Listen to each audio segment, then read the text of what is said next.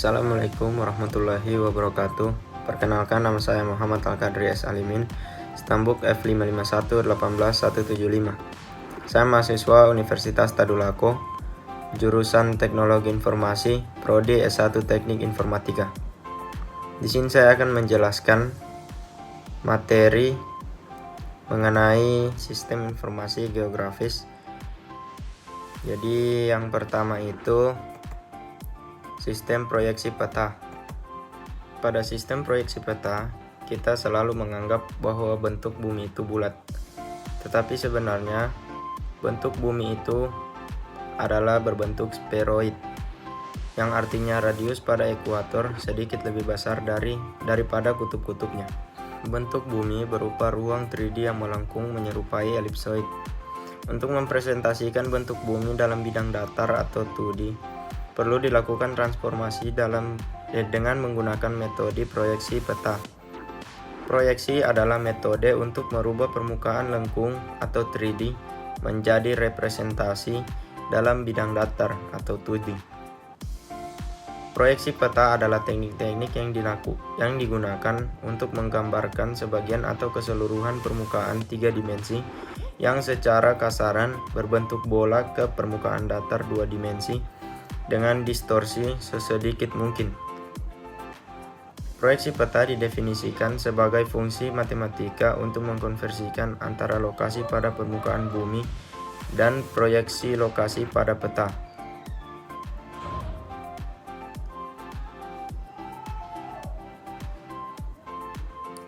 Jenis-jenis proyeksi peta. Yang pertama, menurut bidang proyeksi.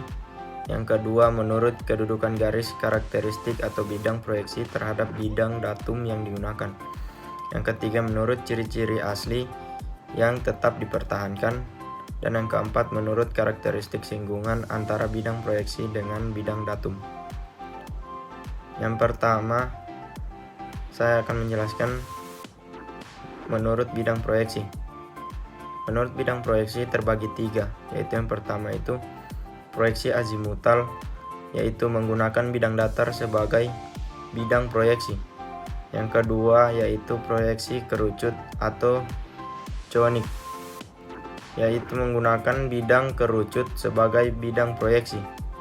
Dan yang ketiga proyeksi silinder atau silindrisal, yang artinya menggunakan bidang silinder sebagai bidang proyeksi.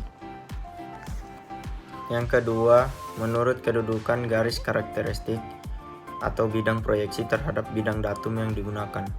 Itu juga terbagi menjadi 3, yaitu yang pertama proyeksi normal, yang artinya garis karakteristik berimpit dengan sumbu bumi.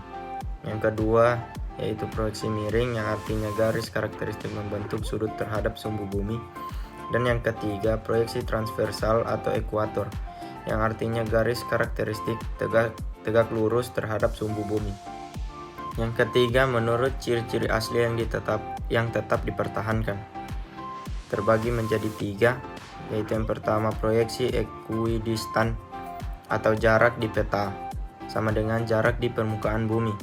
Yang kedua yaitu proyeksi konform, artinya sudut dan arah di peta sama dengan sudut dan arah di permukaan bumi. Dan yang ketiga proyeksi ekuivalen, yang artinya luas di peta sama dengan luas di permukaan bumi. Kemudian yang terakhir atau yang keempat, menurut karakteristik singgungan antara bidang proyeksi dengan bidang datum. Terbagi menjadi 3 juga, yaitu yang pertama proyeksi menyinggung, yang kedua proyeksi memotong, dan yang ketiga proyeksi tidak menyinggung atau tidak memotong. Materi selanjutnya yaitu GPS. Kepanjangan dari GPS ini sendiri yaitu Global Positioning System, yang artinya sebuah sistem yang dapat menunjukkan posisi benda di permukaan bumi secara cepat di semua tempat, pada semua kondisi dan setiap waktu. Fungsi dari GPS ini yaitu yang pertama menghitung jarak dan arah dari lokasi tempat kita berada, dan yang kedua menyimpan dalam memori lokasi kita berada, dan yang ketiga menampilkan kekuatan baterai menampilkan kekuatan baterai, posisi satelit, dan kekuatan sinyal.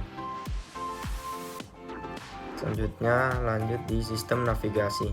Sistem yang menandai di mana posisi mereka dan yang menunjukkan ke mana mereka pergi, serta bagaimana jalan mereka pulang. Selanjutnya navigasi kompas yang memberikan arah utara dan navigasi sextant yang memperkirakan sudut tinggi bintang, bulan, dan matahari di atas horizon.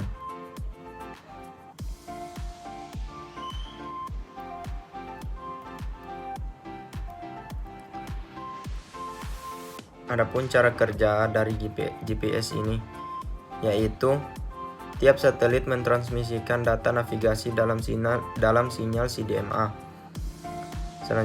Terus sinyal CDMA menggunakan kode pada transmisinya agar penerima GPS bisa mengenali sinyal navigasi GPS. Dan selanjutnya satelit-satelit ini dikontrol 5 stasiun bumi, 4 stasiun bumi bekerja otomatis, dan 1 stasiun bumi pengontrol utama yang berfungsi untuk mengoreksi data navigasi ke satelit-satelit GPS. Adapun kelemahan dari GPS ini, yaitu yang pertama tidak dapat digunakan di tempat tertutup atau terhalang gedung-gedung tinggi. Yang kedua, jenis baterai AA, dan jika baterai habis, tidak ada cadangan bantuan navigasi. Lalu yang ketiga, kesalahan untuk menghitung ketinggian cukup besar. Dan yang keempat, tidak cocok untuk membantu sebagai informasi navigasi di daerah pegunungan.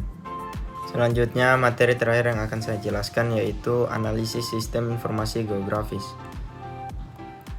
Dalam analisis sistem informasi geografis ini memiliki kemampuan analisis spasial dengan menggunakan sistem informasi geografis dapat diklasifikasikan bermacam-macam, yaitu yang pertama fungsi buffer, yang kedua fungsi overlay, yang ketiga fungsi network, dan yang keempat fungsi 3D analysis. Saya akan menjelaskan fungsi yang pertama yaitu fungsi buffer. Buffer atau buffering merupakan salah satu analisis spasial yang sering digunakan dalam sistem informasi geografis. Buffer biasanya digunakan untuk mewakili suatu jangkauan, pelayanan, ataupun luasan yang diasumsikan dengan jarak tertentu untuk suatu kepentingan analisis spasial. Buffer juga dapat dilakukan untuk tipe feature polygon, polyline, maupun point. Pembuatan buffer membutuhkan penentuan jarak dalam satuan yang terukur atau dalam satuan meter atau kilometer.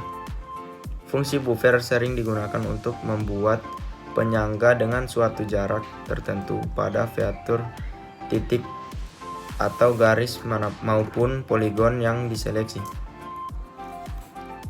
Hasil dari buffer ini juga dapat berupa garis atau feature poligon. Feature yang dipilih untuk di buffer dapat lebih dari satu layar dan dapat lebih dari satu tipe fitur. Jika lebih dari satu fitur dipilih untuk di buffer, maka buffer yang terpisah akan dibentuk untuk setiap pilihan fitur. Fungsi yang kedua yaitu fungsi overlay.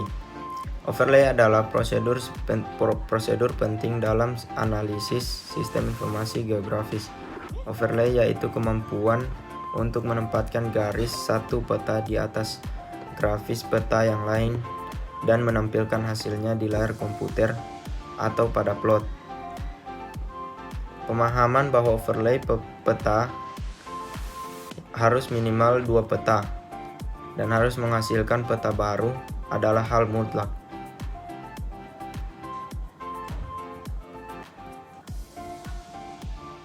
Ada beberapa fasilitas yang dapat digunakan pada overlay untuk menggabungkan atau melapiskan 2 peta dari satu daerah yang sama namun beda atributnya, yaitu yang pertama dissolve terms, yang artinya dissolve yaitu proses yang menghilangkan batas antara poligon yang mempunyai data atribut yang identik atau sama dalam poligon yang berbeda. Dan yang kedua adalah merge terms, yang artinya yaitu suatu proses penggabungan 2 atau lebih layar menjadi satu buah layar dengan atribut yang berbeda dan atribut-atribut tersebut saling mengisi atau bertampalan. dan layer-layernya saling menempel satu sama lain. Sekian yang bisa saya jelaskan mengenai sistem informasi geografis. Jika ada kesalahan kata mohon dimaafkan. Wabillahi taufiq wal hidayah. Wassalamualaikum warahmatullahi wabarakatuh.